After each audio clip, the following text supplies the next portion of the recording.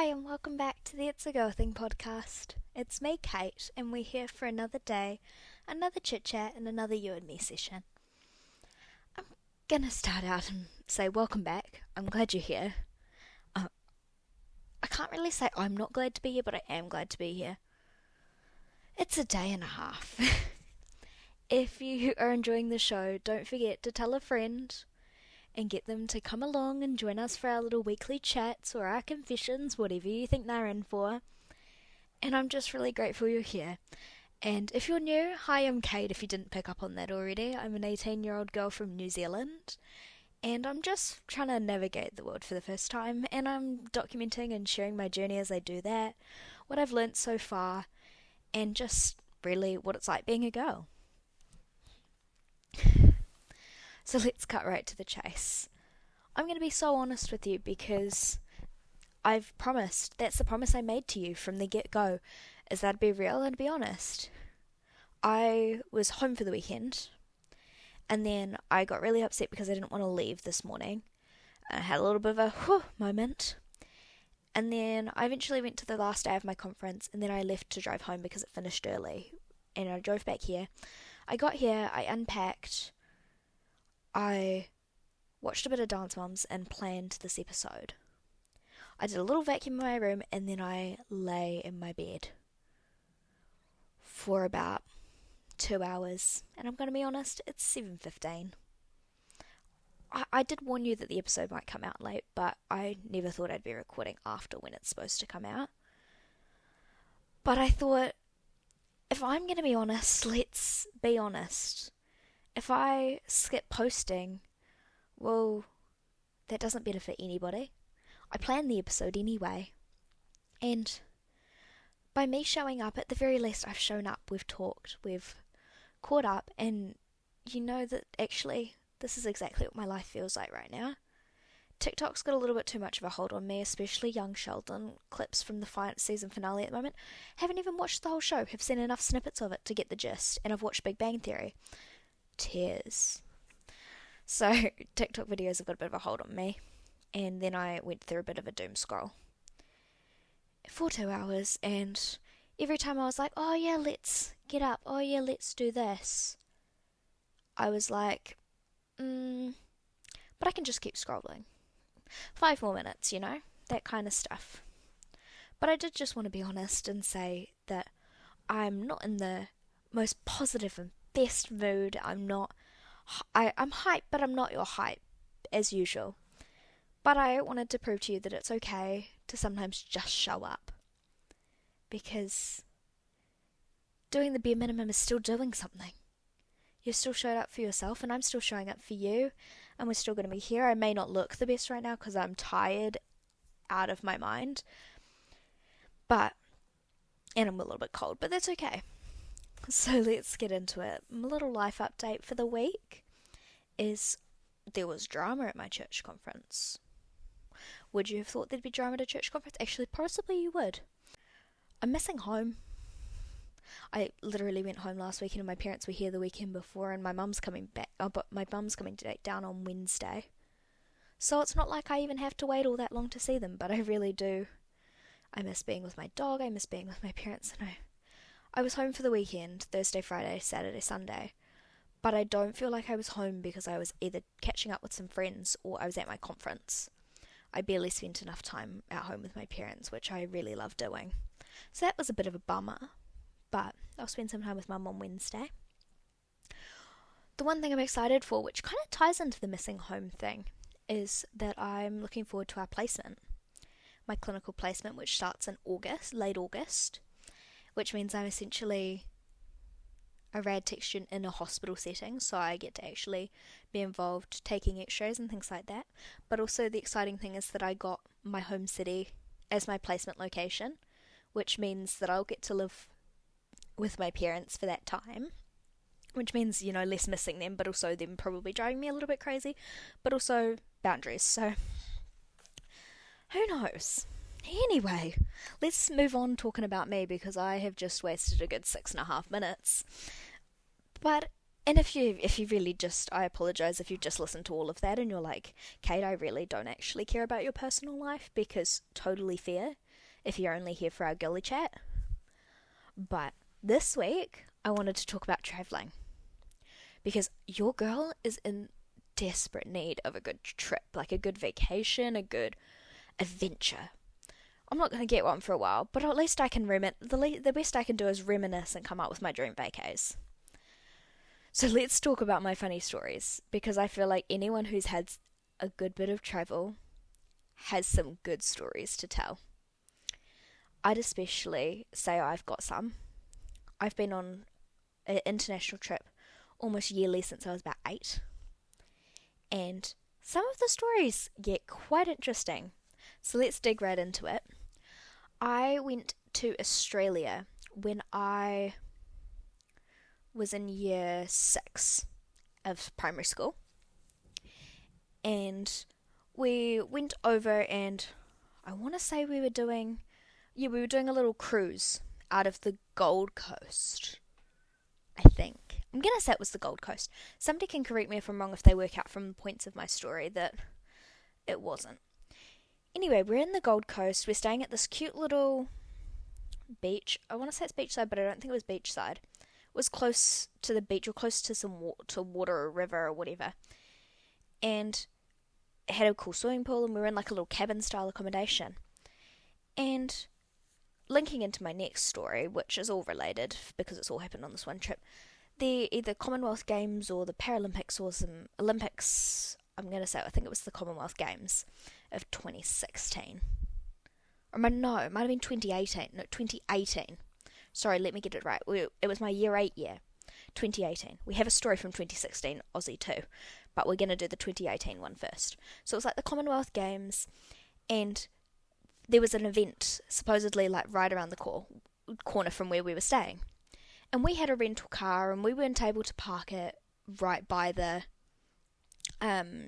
place that we were staying because they had run out of car parks. And so my dad parks it round the corner on another street. Obviously, they've started setting up cones for the Commonwealth Games. I think it was the Paralympic, like, cycling racing thing. I don't even know what you call it. It looks like kind of like wheelchair racing. I'm kind of here for it. That'd be kind of fun. Anyway, so they did this, and then the next morning we wake up, we go and watch a little bit of these games, and watch the event that's going past our thing, and that was very cool. Oh, I think it was like the Paramarathon or something. Don't even ask me, because I remember seeing like people do like a marathon. There were normal people running too. Well, not normal people, there were abled people running too. And then we go, okay, let's go get our activities ready for that. So we walk around to go where our car is. The street's blocked off for the race, and our car is nowhere in sight. So my dad goes, there's cops around because they've got to control the crowds. And my dad walks up to the cops and he's like, we're going to sound like the silliest tourists right now, but we are staying at this accommodation over here, and our car was parked there, but our car's not there now. Nobody told us that we couldn't park there. There was no signage or anything. And the cop was like, oh yeah, they put that up after such and such a time last night. And Dad's like, well, we parked there before that. And the cop was like, oh, but the residents in the surrounding areas got notice plenty of time in advance. And we're like, yeah, but we're not residents. And turns out our car had been towed. And there were a lot of cars that had been towed, and they were all towed to a giant high school field. There was probably about a 25 minute walk from where we were staying. But we had to go through, obviously, jump through more hoops to find out exactly where our car was taken and all this jazz. And, like, we're all freaking out a little bit because then we got told that if we didn't pick it up in the next half hour or 45 minutes, that our car would have a giant, like a $300 fine on top of it. And we're like, okay, so we're all like speed walking to this place that we don't know where it is. We don't have data, so we're just trying to follow the instructions the cop gave us. Luckily, we made it there with like 5 minutes to spare. We picked up the car. All was fine from there. But this is a reminder. Just be wary of where you park your rental cars. I must admit, it was very cool having the Commonwealth Games, like being able to say that I saw it and things like that. But I can't remember what it exactly was all that well. My memory's going great, team. I've got some great travel memories, but somehow it's not going great. Oh, this is my favourite story. Not favourite for a good reason. So, we were going on a cruise in 2019, I want to say. The only reason I can't remember the year is because we started our cruise out of, I've done 7 cruises. And that's no flex. That's just fact for the point of the argument. And I've done at least 2 or 3 out of the same city. So it was Fort Lauderdale, Florida, which is where a lot of cruises start. And we were staying at this little, cheap little motel because the only flight we could get was, the night before, and so we had to stay the night because we were boarding the ship the next day. And we are chilling. This is quite a little rundown thing. We've got, continental breakfast and stuff booked, and righty. We've set up our room. We're all good to go. Everyone's sharing their beds. And then we're like, oh, well, we need some dinner. And the motel didn't have, a dinner place because it's a simple little basic motel. But they give us the recommendation that there's a little place just down the road. So we go down the road, we have a delicious dinner, and we're walking back past some rooms to get to our room. And I make a comment to my dad. I'm like, something smells funny. And he's like, oh yeah, it does. I'm like, it smells like dust on a radiator, like dust on a heater. And he was like, yeah, it smells like burny and gassy. So Dad's head literally swivels to the left, looking into the window of the room that we were standing next to. And what do we see? Smoke and flames billowing up the back wall of that room. So my mum screams at me. She goes, run to the office, tell them there's a fire. And my parents are banging. Well, my dad's trying to look through to see if there's anybody actually in this room that we need to, wake up. And mum's running around banging aggressively on all these people's doors on the same side as the room and behind it, because we didn't know how bad it was going to get, telling them there's a fire, get out, as you would, which was very nice of them. I never been a runner. My little feature moment. Never been a runner, never been the world's best sprinter, but I'm a better sprinter than a long distance. I've ran the fastest I've ever done in my entire life. I sprinted to that reception desk. I was like, there's a fire, come with me now. And I'm running and showing them, and then they're like, oh gosh, and they call the fire department, because we couldn't call the fire department. 1, because we didn't know, essentially how to call their fire department, and 2, our phones couldn't do the international calling. And so then the Fort Lauderdale Fire Department show up. The fire gets put out. It was like an electrical socket fire she had some kind of medical, I want to say, something in the back of her room that short-circuited in their socket and started the fire. I got to sit in a Fort Lauderdale fire truck, an American fire truck. To be honest, now I think about it, it wasn't as exciting. It's not much different than our fire trucks, but who cares? It was a fire truck. And the firefighters thank us for getting there so quickly because it could have done so much more damage. The people who own the motel don't even thank us. Not even verbally. They don't say oh, thank you for coming and getting us, or thank you for spotting it. Nothing like that. They didn't even comp our stay, comp us for breakfast or anything like that. Not that we expected them to comp our stay, but a thank you would have been nice.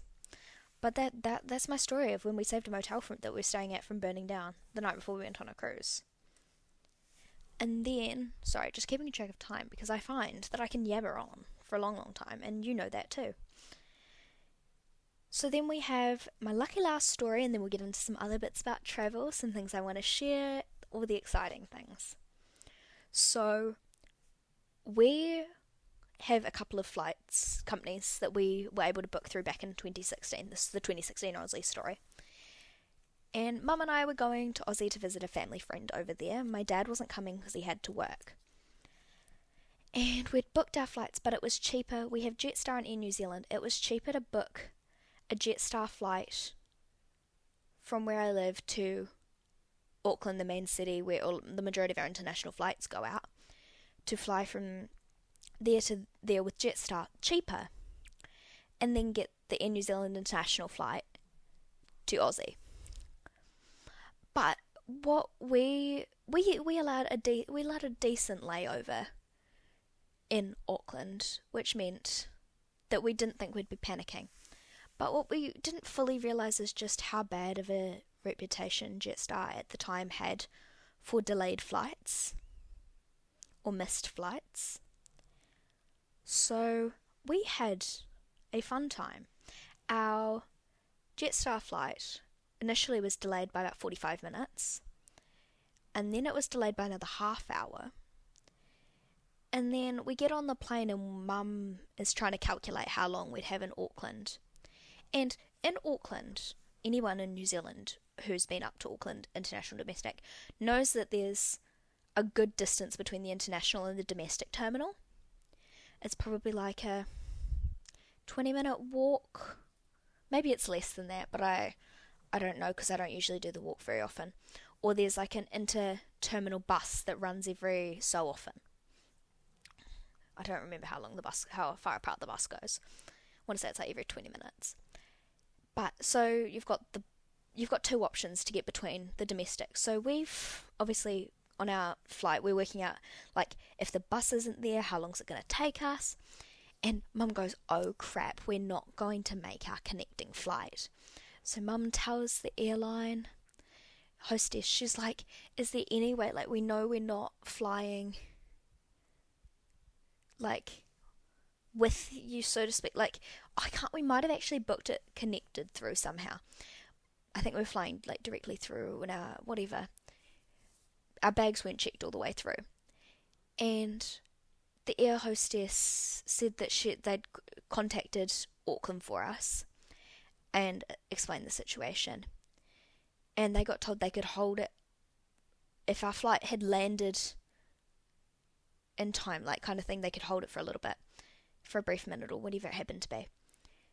Because they knew we were coming and we'd booked through them and rah-de-rah-de-rah. I love that saying, rah-de-rah-de-rah. It gets to my point. It's like, etc. Anyway. So, Mum and I are stressed. I'm like 10 years old at this point. And we've got a big 23 kg bags of like suitcases plus backpacks or carry-ons. And we get to Auckland domestic. We get off our flight. We've got less time than you could ever imagine to get onto this plane. Bearing in mind you've got to go through customs to go international. And the bus hadn't arrived for the interdomestic one.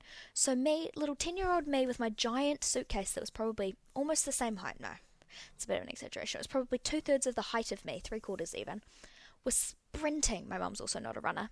We were sprinting that track between the two terminals.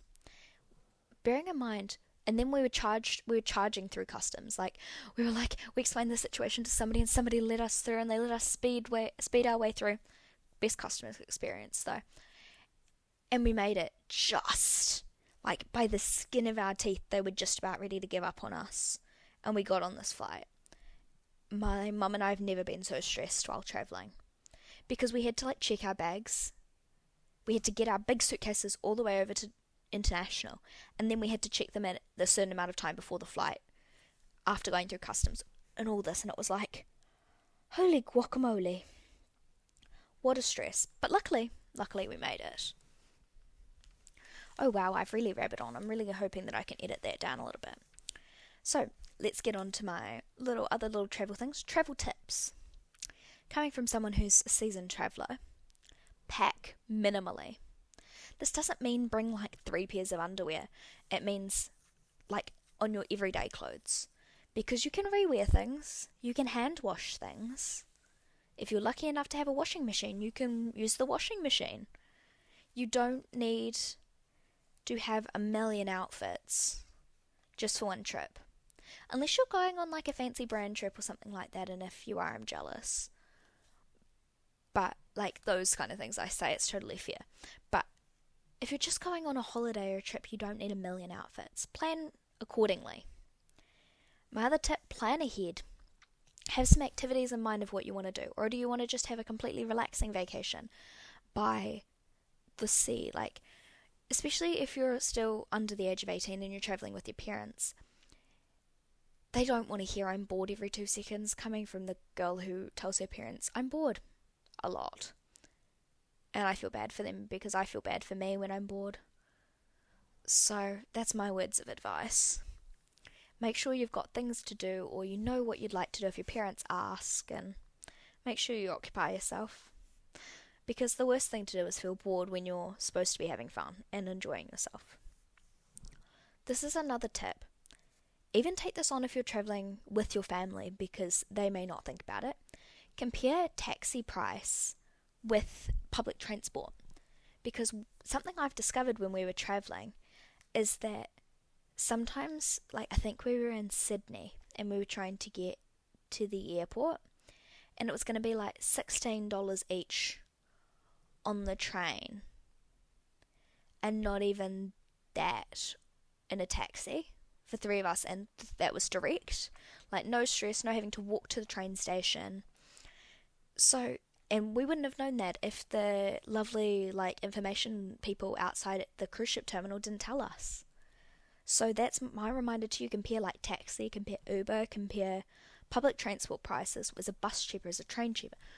And find out, because you don't want to be forking out a lot of money on transport when you could spend that money on activities and adventures. My final tip, same thing, that isn't for everyone, isn't necessarily for everyone, but personally, that I think is important. Cruises. I love cruising. And the one misconception about cruising is that people think it's really, really expensive. But it isn't in reality all that expensive. It's about where you go and what you do. Like, if you know, like for me, being in New Zealand, it can get a little bit expensive to fly places. But if you want to do a cruise, you could do one starting out in New Zealand, or you can find somewhere that's easy enough and cheap enough to fly to that has cruise starting out of it. Because the most expensive part of a cruise, 9 times out of 10, is the flights.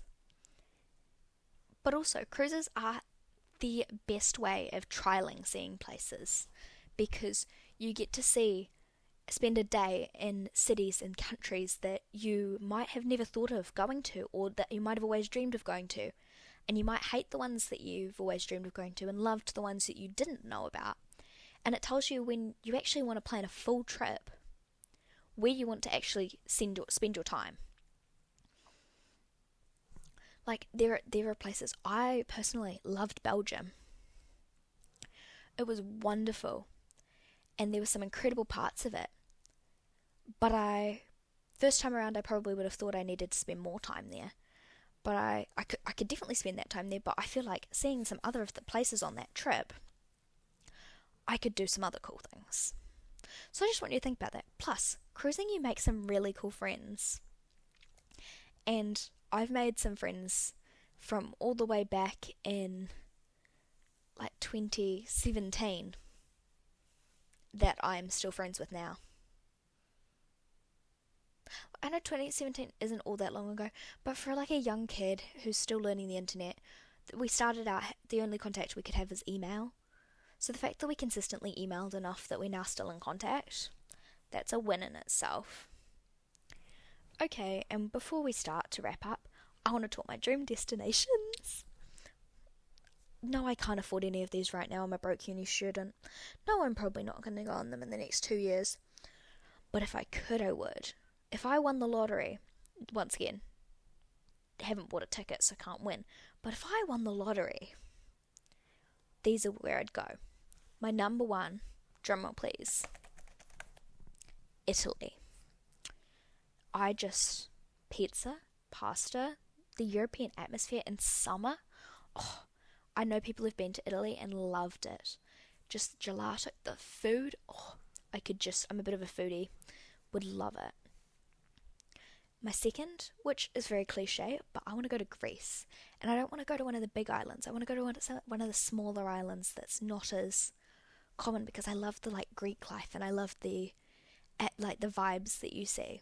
I can't think of a better word. The atmosphere. Vibes sounds a bit funny. And then I've got Costa Rica. Don't know enough about Costa Rica, but it sounds really warm and tropical and fun, and summery and beachy and all the fun things, or just anywhere during Europe in summer. So those are my dream destinations. So yeah, that's our little talk about travel. And honestly, if you've got any good travel stories, I'm so keen to hear them. And if they're anything interesting, you could either Coco confess to them, or you can just DM me and we can just have a chat about it. And I just can't wait to travel next. Who knows what I'll do? Who knows where I'll go? Other than domestically, because I know I'll travel domestically. But who knows where I'll go next time I go internationally? It'll probably be Aussie again, knowing my luck. Not saying anything's wrong with Aussie, but your girls are ready to jump further over the ditch than just to Aussie. So I'm going to pause and we're going to have a quick hype girl moment, because somehow talking to you has made me feel so much better. And I don't know, I want to make it honest, and I want to keep it true to you, and I don't want you to ever feel like you're not enough and that what you're doing isn't enough. I want you to be safe in this space for your minimum effort today to be okay. So whatever you've done today, you did enough. I know we're so bad at telling ourselves there is more we could have done, there is more we should have done. But at the end of the day, if you survived, if you made it through another day, then that is a win. Not every day is going to be a good one. Not every day is going to be perfect. Every day is going to have a good moment and a bad moment. And sometimes it'll seem like they're all going to be bad moments. But I can assure you there's going to be one less than bad option or moment that happened in the day. So just remember that when I come here and we come here together, we're not here to be perfect. We aren't here to fall in line with social media's expectations. We are girls. We are navigating life. And it's okay to not have it all figured out. And it's okay to be working through it. Emotions are real, emotions are valid, and so are you. So, don't forget to leave a rating, a review, tell a friend, and hopefully they'll join us next week, because what a world we live in. And yeah, don't forget, travel the world, make the most of it, live your life, whatever that may be for you. And if you're not someone who likes travel, find stuff to do where you live. Make the most of it. I love you to pieces, and I hope I'll see you next week. Or on Wednesday, Coco Confessions. Be there or be square.